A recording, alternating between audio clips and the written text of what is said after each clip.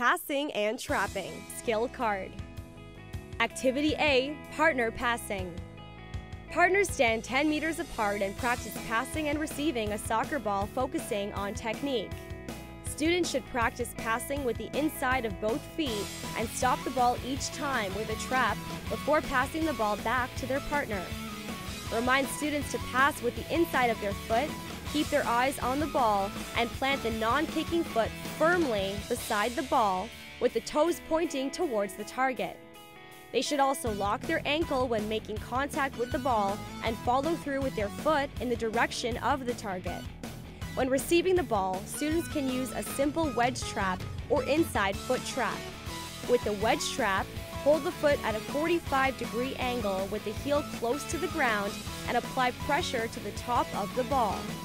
With the inside foot trap, contact the ball with the inside of the foot and move the foot slightly backwards to slow the ball down.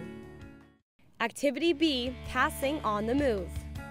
In groups of 3, students stand in the shape of a triangle. 2 students have a ball. Student 1, without a ball, runs back and forth across the top of the triangle, receiving passes on the run from the other 2 students, stopping them and returning them to the passer. Players switch positions every 30 seconds so that each person gets to receive passes while on the move. Remind students to pass ahead of the person when passing to a moving target. Activity C, using open space.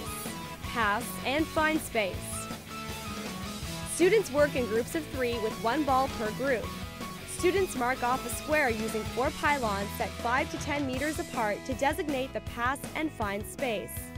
The 3 students each occupy 1 pylon area, and one of the outside 2 students has the ball and passes to the student next to them and then runs to the open corner. The student receiving the ball stops it and passes to the student who has not yet touched the ball and then runs to the open corner. Find space and receive. Students set up in a similar fashion to pass and move, but the student without the ball, who is closest to the open corner and can receive a direct pass from the student with the ball, moves to the open corner, calls out, "I'm open," or waves and receives a pass. The 3rd student then runs to the new open corner, calls out, "I'm open," or waves and receives a pass from the 2nd student.